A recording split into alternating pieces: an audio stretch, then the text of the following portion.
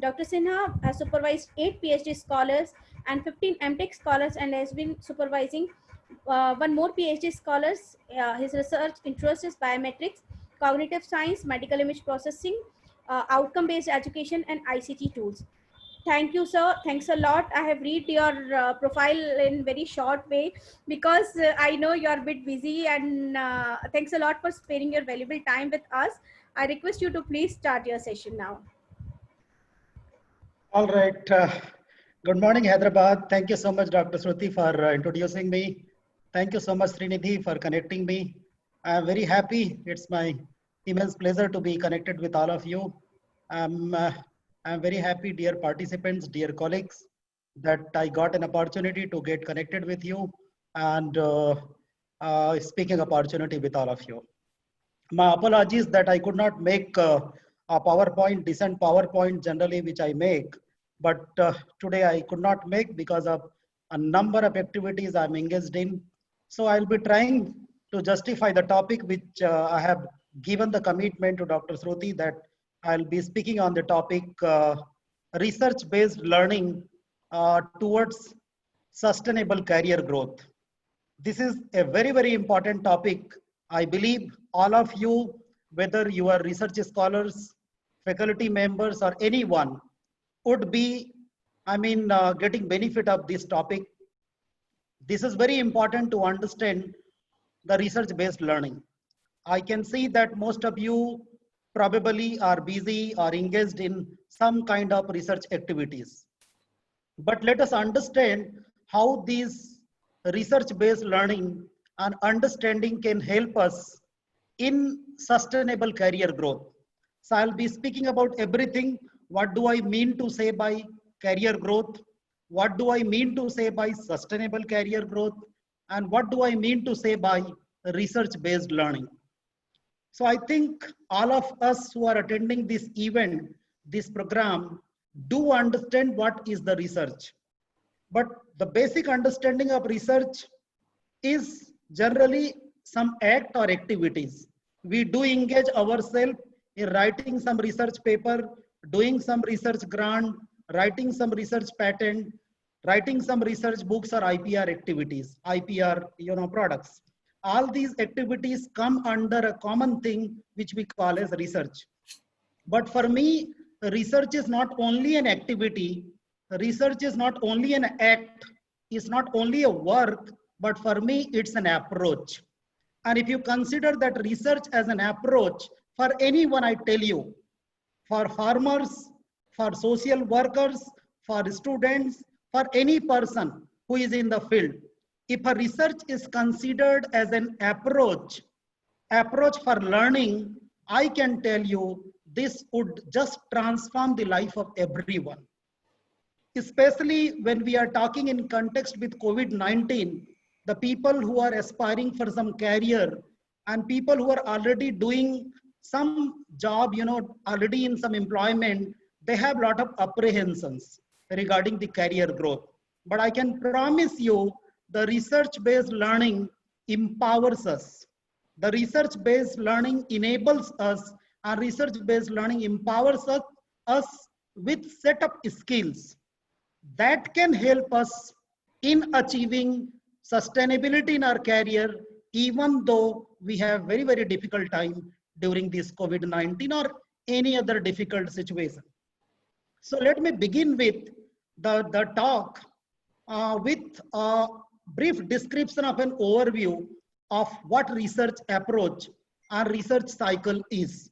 We all understand research is something that helps us, that makes us understand in a way that we choose a problem, we identify a problem, and then we try to solve that problem. This may be a research paper or research grant. Whatever we do is a common in research.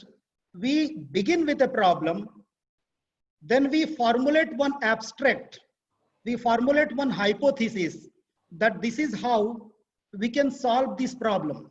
The problem may be from any domain. The problem may be from science, engineering, technology, sociology, or any domain from anywhere of the world. all across the world. We take up a problem, we choose a problem, we try to solve the problem.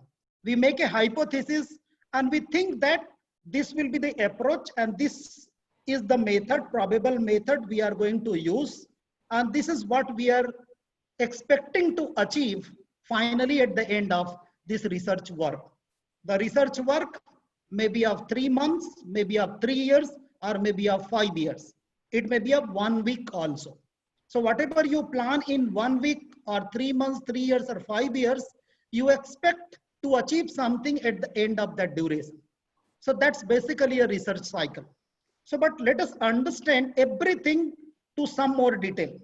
When we talk about identifying a problem, how do we identify a problem? Now I'll talk about identification of problem in context with everyone. What we faculty members do, what our students do, they just take one problem, they just choose a problem. But how actually we should choose a problem is a very important thing. These days, we talk about choosing a problem, we talk about research.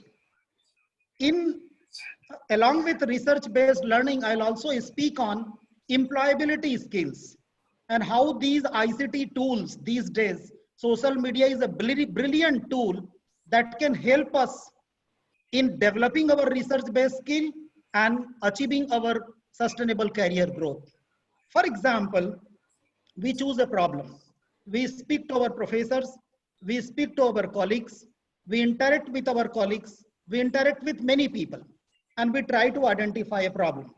We want to carry out a research that is based on studying socio-economic status of rural Telangana, or we want to carry out a research that can give assessment of psychological effect in young minds due to COVID-19. We want to have any kind of research, so we identify a problem. But before that, what I am trying to tell you, that we need to have these days, we need to use a number of tools, ICT tools available with us. What generally is our approach? We study number of literature, number of research papers, which are in that particular area.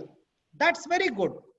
But I have seen many of researchers fail to identify, fail to find out which are good research papers, which are appropriate research papers, which are quality research papers we need to study for identifying this problem. So that's one thing. Second major thing which we need to do these days is to use the social media intelligently, smartly. For example, LinkedIn. I have seen most of the research scholars nowadays, they are using actively Facebook and other kind of social media. They're very active as well. But I have seen limited number of researchers using LinkedIn. LinkedIn is social media that can connect you with so many people who are working in the same area and from reputed organizations, reputed universities. I always keep on telling my students and scholars and even my colleagues, if we do something good, why don't we create something, maybe video, audio, or we can write some post or we can write an article on that, whatever we are good in. And we can post in LinkedIn or any other social media. I can tell you, just with the help of hashtag, you write something, it will get you connected, it will attract you with a number of people who are actively working in that area. So if you have some problem, if you think that this is a genuine problem in certain specific area, that problem could be posted in a platform like LinkedIn. If you just put a hashtag IoT, I'm just giving one example, IoT, it will get, yeah, is there someone who wants to say something? So with the help of hashtag, it will connect with you that the number of people who are working in that particular area. I just want to give an example. Last week, I request, a few of you are not, muted. So there is some disturbance coming out. If you have some specific questions, we can, take those questions at the end of lecture. That's my humble request. So just last week, we did good publication. I'm doing one collaborative research with one Italy professor. And we wrote one good paper with 3.3 impact factor SCI journal. And the title of the paper was Smart Environment Monitoring System Using IoT. I just posted in the LinkedIn. I can tell you for 3 days continuously in the IoT hashtag, it was trending. And many people whom I'm not aware of, they sent me connection request in the LinkedIn. Many of them, they sent some, proposals that they want to work in some collaborative manner in that particular area. So what my point is, just using research papers, getting insight, getting input from social media, we can identify the problem. So this is what is the research approach. That in research approach, important thing is to identify an appropriate problem. And choosing appropriate problem, what do? We try to find a viable solution for that. And for that, again, we do literature survey in order to address this problem, what different contributions are existing in the current literature. And what do? We study, we make an extensive research survey. And how do we make extensive research survey? We try to do only 2 to 3 things. Number one, we try to identify some prominent research contributions or research papers or research theses. And then second step is, generally many of researchers fail to do that. They write a lot about research paper in their literature review, but they fail to highlight, they fail to point out what major limitations and what major challenges are there in that particular paper. So when we talk about literature survey, we are supposed to highlight, we are supposed to bring out what major findings are there, what major contributions are there, and what are major challenges and limitations are there. Why do we do so? When we do so, what we do actually, what do we get? There are 10 papers or 100 papers. There are 10 similar papers in 100 papers. In 10 articles, we find that they have almost implemented similar method. One method has overcome other method, other paper has overcome the limitation of another paper. And this is how we conclude that there are similar 10 methods. They have attempted a number of solutions for this problem, but still remains, there is a major challenge that still needs to be addressed. I think this is a common research approach we do follow. Common research approach. And this common research approach finally brings out a major existing challenges that can be addressed in our work. And that we take up as the identified problem. Then we come out, we go ahead with our own method. How can we propose our new method, or do we want to modify some existing method so that we can overcome the challenges and our modified method can outperform the existing methods. So I think this is the second major. You might be thinking that my talk is on research-based learning for sustainable career growth, but I'm talking mostly on the major stages of research, because I feel that this is very important to understand what are the major stages. Then only we'll be able to correlate and we'll be able to substantiate, we'll be able to understand the importance of these stages and approaches, how these stages could help us in achieving and enjoying our career. Let me tell you, research will just make you very, very happy. Rather than, we just get career benefit, we get good name, we get visibility in the world that we publish these and these type of papers. It brings good thing in our career. It makes us visible across the world. But what peculiar thing I have achieved in my life is it makes you happy. It will make you immensely happy. I can promise you. How? I can tell you one thing. Currently, as Dr. Shruti was trying to highlight some of the things, our online semester is on here in Myanmar. We are doing our all normal work online. Now, next semester, the next Monday, our online examination is going to start with the help of online proctoring. So we are busy in all our routine work, normal activities with 100% efficiency in the online manner. But in addition to that, currently I am editing 7 books I'm editing 7 books and doing 1 textbook. And that too with reputed publishers like Elsevier, Springer, IOP, and Taylor and Francis. What I'm trying to make a point is, even though during this difficult time I'm away from my family, I'm doing all my normal activities engaged in, but I don't feel that I'm tired. I just get so much of happiness when I'm doing all this work. So research approach brings happiness also for all of us. And to achieve and to attain and to just enjoy your career, happiness is the most important factor. If the happiness is not there, we will never enjoy our career. We will think that, oh, this is what is required by my boss. This is what required by my HOD and my director. So I have to do that. Oh my God, this much of work is there. I'm not able to concentrate on my research. Believe me, a lot of huge work is there for everyone, but you still can manage some time for your research. That can give you career benefit, as well as you can just have happiness that can further help you in carrying out your research more and more. So that's what I'm trying to make a point. And therefore, major stages are very important to understand. So once you identify a problem, you choose a method, you try to implement the method, and then you try to get some result. And finally, what do? Whatever result you get, you try to evaluate the performance of that method by validating your result with some existing results. And that too, most important existing result. It's not like that you compare your work with any substandard work. Why I am saying that? In the literature review, we should always include quality papers. Why? Because if you include some substandard papers, you will not be able to identify the current challenges.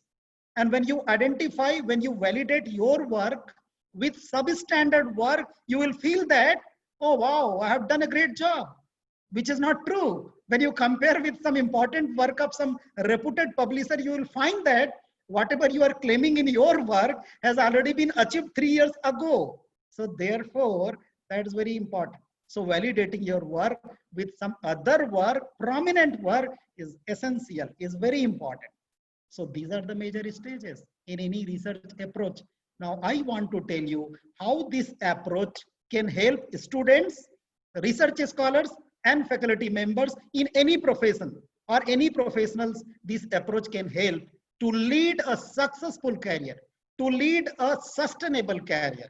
What is important is successful career, and even more important is sustainable career growth. So this was one part. I just tried to give an overview of the research approach. Second part, I'll be talking about employability skills, and then I will come with the pragmatic ways how these, research approaches and employability skills could help us in just leading the sustainable career growth. In exponential manner, we can grow in our life, I tell you, right? So let me highlight something about employability skills. In all engineering colleges and university, I have seen that, people talk about employability skill. And this employability skill is not a single skill, I tell you. I'm not a person of humanities and management, but I do understand very well what is employability skill and what is the importance of employability skill. We teachers think that this is only needed for students, which is absolutely wrong. This is needed for everyone. So let us understand what is employability skill. It's a set of skills. It's not a single skill. You cannot buy this set of skills from market. If someone claims that just go to some place in Hyderabad or Bangalore, you can buy this. There is some person who is just selling this employability skill. He is befooling all of you. Who is the person responsible to have a great employability skill in him or her is himself and herself. I can tell one thing about me. I did my BTech and MTech from NIT Raipur. When I was doing my BTech, I must not talk much about me, but I just want to give this example. When I was doing my BTech, my background was from a typical village from Chhattisgarh, right? I was not even able to speak Hindi during my NIT time. So I thought that whenever I started contributing something, whenever I started, answering to my professors during those times, people would just laugh at me. And it always stopped me speaking up. And forget about, speaking something in English. So what I'm trying to say, this is just, a practice. This is just, your habit. If you feel that it's enjoyable, if you feel that this is, with great enthusiasm, you are ready to do something, nothing is difficult. So what is employability skill? It includes presentation skill. It includes your communication skill. It includes your writing skill. It includes your reading skill. It includes a number of skill sets. Do we do it seriously? I have seen students, they take up a problem. Oh, we try to understand what is pipeline architecture. We try to understand this is the memory mapping concept in computer science. We try to understand this is the concept of depletion layer in PN junction electronics and communication engineering. We try to understand this is the concept of data deduplication in the database management system. But when students prepare such questions, when faculty members are doing some kind of study on that topic, do we really search some related articles on that? These days, IEEE Digital Library, ACM Digital Library, just go to that search engine, search a topic. If you are trying to, if you are trying to study some problem on data deduplication or trying to solve some problem on your electronic circuit these days, just solving the electronic circuit is not enough these days. What is important is we have to see so many literatures, relevant literatures, and this is how it can help the students. Just solving a problem of database management or solving a problem of compiler design or solving a problem of electronic circuit is not just, making you competent, is making you academically very intelligent, academically sound, but it is not developing you as an overall competent guy. So what is it required? I think all of you must have seen a movie, Three Idiot. In Three Idiot, Amir Khan was found saying that, we all must bother about competence, right? Kamyabi to aise hi mil jata hai. We must try to be always kabil. And the kabiliyat is being competent. So how can we become competent? And if you become competent, you have competence. So how to bring competence in us? Just developing setup skills. Now, why I'm talking employability skill? Because research-based skill can greatly help you in developing tremendous set of skills in you. I can tell you, when I posted about my research, which I did with Italy professor, the Italy professor is a great professor who is MIT product. MIT is the number university, and this is my privilege that I worked on some research paper in collaborative manner with her. What is her comment in LinkedIn? If you just want to see my post in LinkedIn, you will find that she has written two things. You are top researcher for me, and the way you write is brilliant. That is her comment. A person who is graduate from MIT makes some comment about me, who is a simple and ordinary person, makes me extremely happy and gives me even more enthusiasm to do more and to develop more. And this is why research allows you to develop a lot of skill set. How? You identify a problem, you talk to people, you connect with the people. With the help of hashtag, people will be connecting to you. So you will be communicating with communities. You will be communicating with research community. You will be communicating with research universities. People think that how a student of Srinidhi or how a student of a private college of Hyderabad or how a student of a deemed university of Hyderabad can approach to a student of MIT US. These days, this is wrong. This is not correct. Anyone in the world can approach to anyone in the world. And believe me, they will get back to you. If you have something good with you, if you have some great proposal, great problem with you, don't think that, no, sir, I don't have any solution. You have a problem. Okay, write a problem in the LinkedIn. Write some blog, write some post. These are all needed in the research approach. So what I'm trying to say, it's a wonderful approach. Do we do it? We actually do not do it. We are focused that, oh, I have a target in these 2 months to write 3 papers. I'm just dedicated. Let me implement in a MATLAB and let me try to get some result, and I will try to validate. That's all. No, it's not. It's not complete cycle. The complete cycle is, let's have brainstorming.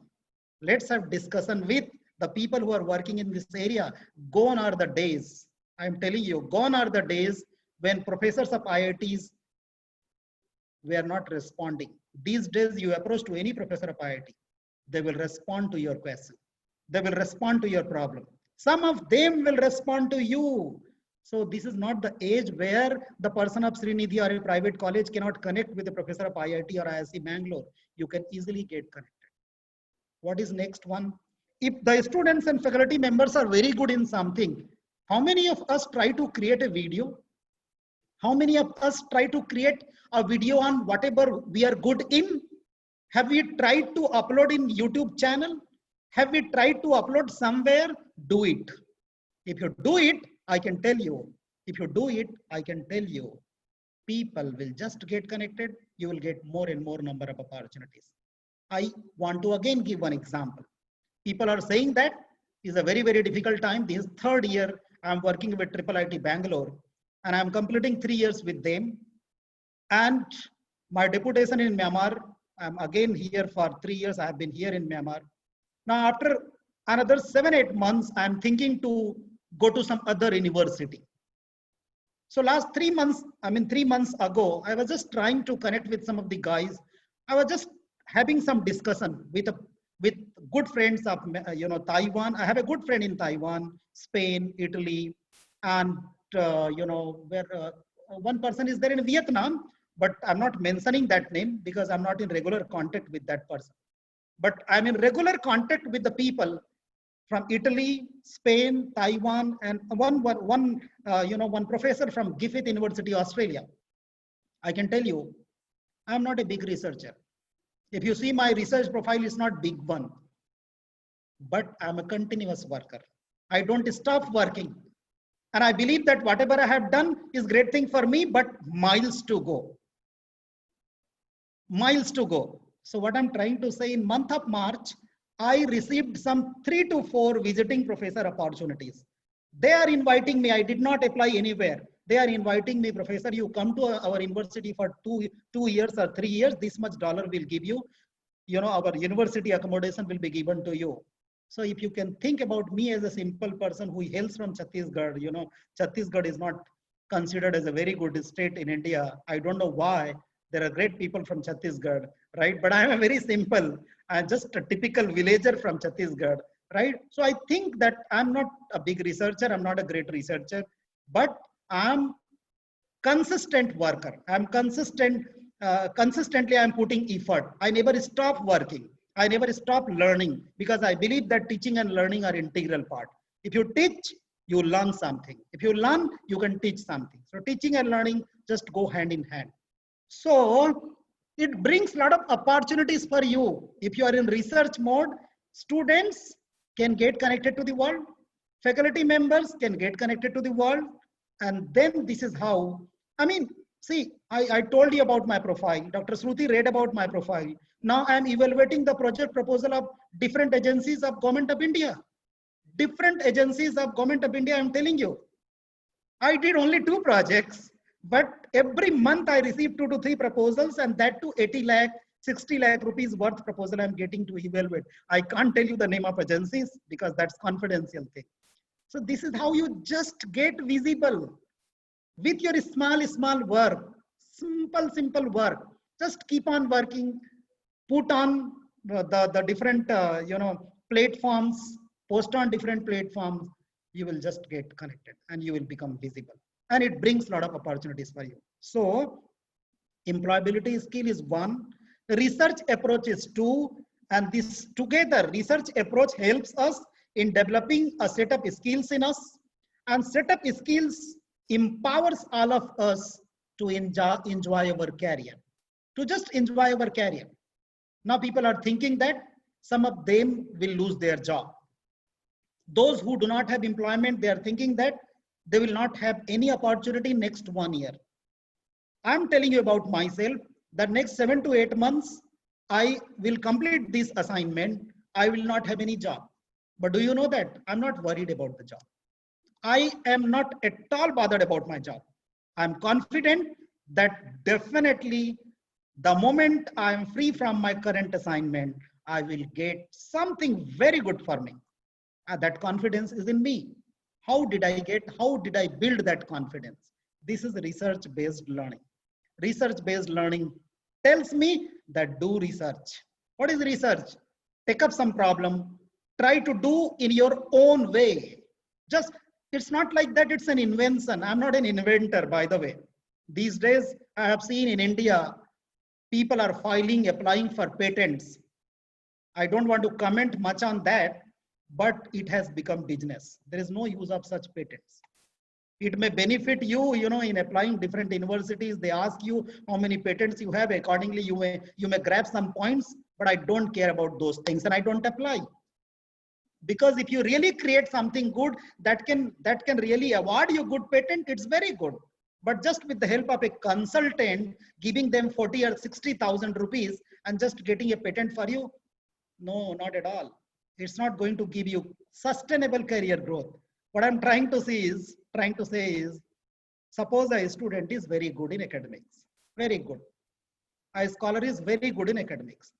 That scholar can get a good job. You can land up with a very, very good job. It means you are successful. What is the guarantee that you will enjoy that job with the exponential or with good growth in the same university or organization? There is no guarantee. There is no guarantee. So what is sustainable career growth? Means you enjoy your career, you get recognized there, and at the same time, you are growing in your career. Growing not only in terms of money, but in terms of recognition, in terms of visibility, in terms of global connectivity. Because please try to understand, monetary benefit is one thing, but second most important benefit is recognition. For me as a teacher, for me as an academician, I always give the recognition as a more importance. If I am appreciated, I will feel more enthusiasm. If I have more enthusiasm, I will realize my self-esteem and self-confidence, and I will do even more wonder. So what is more important for a teacher or from the community of research is appreciation. How will you get appreciated? You have to be visible. How will you become visible? Do some research. Make that visibility on your platform, social media platform. There are some research domains like Publon, Scopus database, and there are different platforms that makes your research also visible. That will attract you, right? I was trying to, just 3-4 years, I want to tell you, just 4 years ago, I thought that I will send a connection request to this professor of this university. I hope that my connection request is accepted. I'll be very happy if I get connected with this professor of IIT Delhi or IIT Mumbai. I was thinking like that. Now, every day, now I receive at least 20, some day 10, some other day 7, some other day 13 requests. And out of those requests, I always get 3 to 4 very, very important requests, connection requests. I never thought of getting connected with them. Now, think about that. I was always aspiring that I will get connected with these guys, but now people are just targeting you. I already told you, I'm not a big researcher. I'm not a great teacher. I'm a simple person. I'm a learner. I'm a continuous learner. I will never stop learning throughout my life. So what I'm trying to say, when you see something that is a very difficult thing, but actually it's not difficult thing. By what? An approach. What is that approach? The research approach. Research approach tells you that you have a difficulty. Discuss about that difficulty with your peers. Discuss about that difficulty with your colleagues. Discuss about that difficulty with your connectivity. Where is the connectivity? In your media. Facebook is more like you are getting connected with 5,000 people. I have seen there are people whose connection is more than, 5,000 maximum limit. How many of those contacts are really active and helpful to you? No, not even 10%. So what is the use of that? Therefore, now I have stopped, accepting more and more requests on Facebook. I'm active everywhere. I'm using Facebook also actively, but I'm using at the same time LinkedIn and Twitter also. So now, when I was thinking that now I'm writing something for Elsevier, the people from Elsevier, that to senior editors, they are sending me requests and they are getting connected with me. Earlier, it was not happening. So, is it giving me career benefit? I tell you yes. I tell you big yes, big yes. 15 days ago, I received. See, I'm just trying to highlight. I'm just trying to underline a point that the research-based approach, research-based learning makes you very happy, makes you a person with positive attitude, with a lot of positivity. And it brings a lot of happiness and career opportunities and prospect for you. Why? And therefore, I'm giving my own examples because I felt that I did receive a number of great things because of research cycle and research approach and research-based learning. And I'm still getting it. So 15 days ago, what happened with my new book proposal? Yeah, I'm writing a new book with a data deduplication on, with Elsevier. So I got a project manager from Elsevier. I did not know that lady. In her email, what that lady has written about me, I want to tell you. She has written one statement. Professor, what is there in you, Professor Sinha? Everyone in Elsevier talks nice things about you. Everyone in Elsevier appreciates about you. It makes you happy. It doesn't give you money. It doesn't give you career benefit in MIIT in Myanmar where I'm working. It doesn't give you at all. But it brings more positivity for you. It brings more strength for you. It brings more encouragement for you. And that will empower you to do, that will motivate you to do more and more. And therefore, research-based learning just makes you positive. How does it make you positive? When you do research, what happens that you try to identify a problem, you try to bring out some solution, but you're not able to solve that. What do we do in the research? Do we get disheartened? No. We again try to do it. In our life, what happens? People try to discourage us. People try to demotivate us. So many students, so many friends, they will convey you that this person was talking very bad about you. Do you know, in research teaches us life skill also. Many people convey me that people talk very bad about you. Does it make me sad, upset, unhappy? Not at all. I don't care. I just don't care. If I think that I am correct, if I know that I have not done anything wrong for anyone, why will I be unhappy? Let people talk bad about you. Let people try to demotivate you. Why will I get demotivated? Why will I get discouraged? So I think what I'm trying to make a point here, research also makes you so positive person, so motivated person. And if you are always motivated, I can tell you, you can do anything in your life, anything in your life. And this is the secret of career growth. This is the secret of happy career. This is the secret of career with a lot of satisfaction. That's needed. That's only needed. In Myanmar, when I came here 3 years ago, I was, here people do not use English as a main language. So there is a difficulty. But now I'm connected with a number of universities, not this university. And so many universities, their rectors do invite me, Professor, do visit our university, give an invited talk. I have visited 3 to 4 universities. I have delivered a number of lectures there. In one university, last year I visited, the university is in Mitila. Mitila is the place in Myanmar. You won't believe. First day I spoke for 6 hours. 6 hours. Second day I spoke for 3 hours and 30 minutes. So in 2 days I spoke 9 hours and 30 minutes. Now you can ask me a question. You will definitely ask, some of you won't believe it also. How it is possible, sir? How can you talk for 9 hours and 30 minutes in 2 days? But I can connect that rector who is my good friend in Facebook now. With all of you, you can ask him. And second day they were asking me, Professor, when we met you yesterday morning, And then we had a dinner with you yesterday evening. And today again you spoke for 3 hours and 30 minutes. But the level of energy with which you came to our university and the level of energy now we can see you is same. What is the secret? So the research-based approach gives you tremendous amount of energy,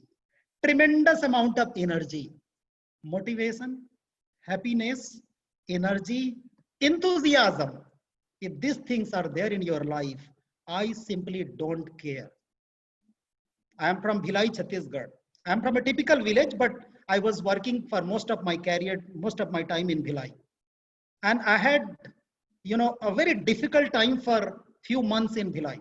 And then I decided, now I should go somewhere in some other part of India. And therefore I went to Hyderabad for 1 year. That was very difficult time. My family and other people were worried that what will I do? This is a very difficult time for you. And that difficult time was unnecessary. That was not actually a difficult time. People created it as a difficult time. My wife and my daughter, my only daughter, they were never worried about me. But other people were asking, Professor, what will you do? I think you have decided to leave your current job. What will you do now? I just replied them with a smile and happiness, because with that broad smile, I spoke to my daughter and wife. I don't care. I'm not worried. Job is not a problem at all. I'll get it done. And I got a much better job in Hyderabad. I'm very happy to tell you, all of you, that I worked for 1 year in CMR Group. The recognition, the praise and appreciation, what I got from that CMR people from Hyderabad, I can't tell you. Money is not everything. I got very good money there, of course, but I got tremendous amount of appreciation. In Hyderabad, you people call it as Garu. So Gopal Reddy Garu is chairman there. I mean, he is a great appreciator of my work. He always, appreciated my work and effort. And when you put your sincere and honest effort anywhere, your research tells you that someone will appreciate you. And you get appreciated. I got opportunity to work with IIIT Bangalore. I was thinking that I will never go outside Chhattisgarh. I decided I went to Hyderabad for 1 year. Now for last 3 years, I have been working with IIIT Bangalore. So what is common thing that teaches me? Research-based approach, research-based learning. Research makes us active. Research makes us positive. Research never makes us disheartened. Research makes us without any worries. Research makes us always focused. And a lot of positive attitude. Negative attitude says that, oh, no, how can I do this? No, why will I do this? I will not get anything from this. Oh, my colleague will only get recognition when I do this work. No, when I speak to Italy professor, no, they will not respond to me. I know that. Why will they respond to me? Because I'm from a simple college. All these things are in me. All these are part of negative attitude. What is positive attitude? Positive attitude says that, why will I not? Let me try. If I try to reach them, they will respond to me. If they don't respond, okay, no problem. No problem at all. I think, I have already taken your 45 minutes and I don't know, Dr. Shruti was telling me yesterday, sir, you can speak for 50 minutes. I also was saying that PPT is sometimes not required for me. This is the way I can speak on this topic, which is not a technical topic. I'm a professor of electronics and communication engineering. My BTech and PhD are in electronics and communication engineering, and MTech is in computer technology. But I can speak on these non-technical topics for hours together. I can continue my talk on this topic with a number of examples for another 3 to 4 hours. But you won't be able to tolerate me, right? So what I'm trying to say, when you are enthusiastic, when you have some content, and when you have some practical things with you, time is not a constraint, and you will not require any PPT. No, I need one slide, sir. Then one slide will, make me talk for 10 minutes. Another PPT will make me talk for 10 minutes. Okay, so I have 10 slides. I can speak for 30 minutes. No, it doesn't matter. It doesn't matter. My research scholar from NIT Raipur is doing good work on cognitive science. We are trying to do good work on brain computing. I can talk on cognitive science for another 90 minutes without any PPT. And I will try to make you understand what the brain computing is. So that we can do. But my apologies, I never do so. I always speak, I always talk with the help of slide only. But today I couldn't do it because of a number of other engagements and assignments I had. So I could not make it. So my apologies for the points which I could not bring in the form of PPT. But I believe that I had justification with all of you. And I also believe that, I did not waste your time. I did not, make you boring. I did not make you, disheartened with this particular talk. I believe I have taken your 47 minutes. Now I can see 47 minutes I have spoken non-stop. And I think it would be better that if we take up some 3 to 4 questions from audience so that I can respond to their questions, and so that we can find the relevance of the topic, which what we call as a actual outcome, learning outcome. Learning outcome, we write everything in our course, but what is actual learning outcome is whatever audience feels and what actually change my lecture has brought in them. That's the actual outcome. So let's have discussion. Dr. Shruti, thank you so much for connecting me. So I think we can take a few questions. Now it's up to you. Thanks. Sure, sir. So participants, can you please write your query in chat box? We have some feedback. Feedbacks as well, sir. I would like to tell you that this is a most enjoyable, informative session. Thank you for such a wonderful session. Very practical, sir. Excellent and motivational session. Great informative session, Sinha, sir. Great session, sir. Very informative. Sir, they want to mention your mail ID and LinkedIn profile, dear participants. While definitely I'll share sir's LinkedIn profile and mail ID with you. Definitely, we love to listen to you, sir. Thank you. No doubt you are a great speaker. Excellent talk. Thank you so much. I'm not a great speaker. I'm a learner. I'm not a great speaker.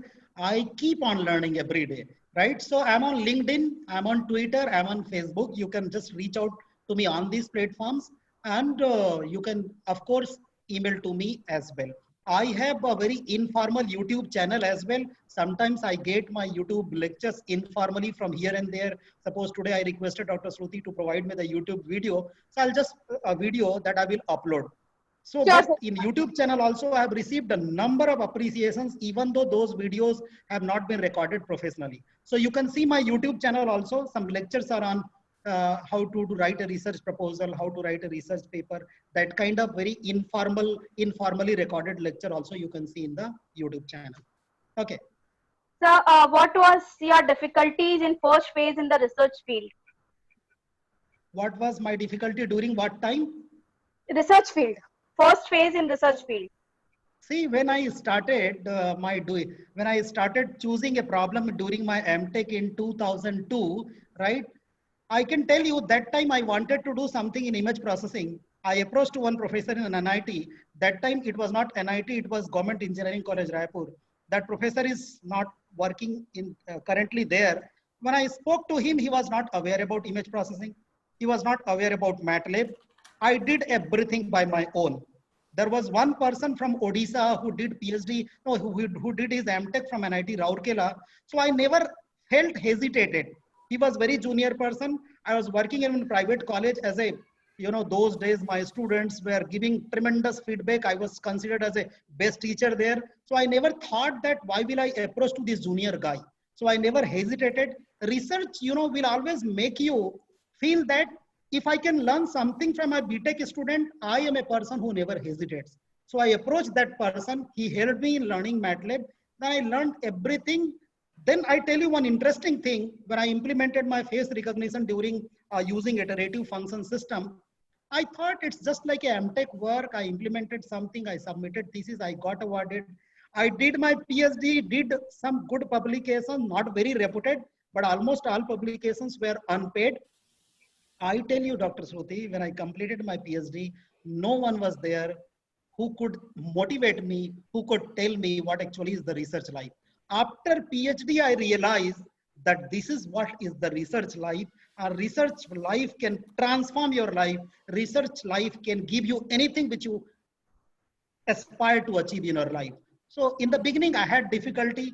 No awareness was there. But what I'm trying to tell today, these days, awareness is there. Students, faculty, and scholars, they can just get awareness, lot of awareness from here and there all across the world. Those days, no internet, no Google. I mean, Google was there, but no such stuff was available. So a lot of amount of awareness which is required for research was not there. So I had difficulty. But these days, do you know that I make use of all online available? Every day I try to listen one lecture from MIT. Every day. In addition to all these book editing, 7-8 books I am doing currently, but I try to listen at least one video every day from any reputed university, Harvard or MIT. But because I think that, you know, I talk on DSP, I talk on signal processing, but no, there will be some other professor from MIT or Harvard who has even more or better knowledge as compared to me. So it's always better to listen to these lectures. That will improve always your tremendous speaking skill, tremendous writing skill, your reading skill, your vocabulary, everything like that. So difficulties will always give you more direction, more opportunities if you take difficulties in a positive manner. Otherwise, chhod do yaar, hai na, nothing will happen. It's all bakwas. I can't do right. This is only limitation for me. Whatever I achieved in my life, I have become professor in JNTU. Okay, that's all. Private college is giving this much salary. That's enough for me. No, I never get satisfied and I keep on working. So no difficulty at all if you think it in a positive manner. Yeah, sir, we have one more question. How to inculcate the habits of learning between the lines in the students to motivate them for research? Okay, see, cultivating the learning habit is a very simple thing. You have to always understand that I always believe in one line, right? Teaching is the best way of learning. When I joined my teaching 21 years ago, because I don't want to say much about my personal life, I could complete my graduation because Ramakrishna Mission Monastery is there in Raipur. They provided me accommodation, everything free of cost, so I stayed there. So when I got a job, I went there to meet Swamiji. Swamiji asked, "What did you do? What did you get a job?" I said, "I got a teachingship. I got a job of teacher." His first comment was, "Great." Swami Vivekananda always used to say that teaching is the best way of learning. So Dr. Shruti, I always believe that I am always a learner. And when I believe I'm a learner, I never hesitate learning from my BTech student, learning from my colleague, learning from servant, learning from cleaners. I try to learn something from my cleaners also in Myanmar. So inculcating is you have to always assume that you still have to learn a lot of things in that area. You have to always assume as a learner, and motivating the student is you have to yourself be motivated. When you are motivated, then only you can motivate others. If I'm not motivated, how can I motivate others? So I give one example. Yesterday I delivered one lecture on social and business etiquette to my students. So that was my last lecture. I asked a number of questions to my students. Students were saying that, "Sir, we learned many things from you, but three important things from you. One of the important thing is you have never been late in your class. You always reach to our class 5 minutes ago." So if you demonstrate yourself that you are punctual, you demonstrate yourself that you always submit your work 1 day ago or 10 minutes ago, people will see you and they will get motivated from you. So when students see me that I keep on posting a number of things in my Facebook, that I'm recording a lecture, I'm talking in Hyderabad, okay, I'm reading this article. So sometimes I write blog and I write something in social media. So students see that, oh, my professor is also reading this article. My professor is also reading these papers. So they think that he is still learning. So they think that he is still learning. So you will just motivate others. So in order to motivate others, Dr. Shruti and all, you always have to be motivated yourself. And if you are self-motivated, others will simply get motivated with you, motivated from you. And they learn. Yeah, thank you, sir. And the last question we are taking, like,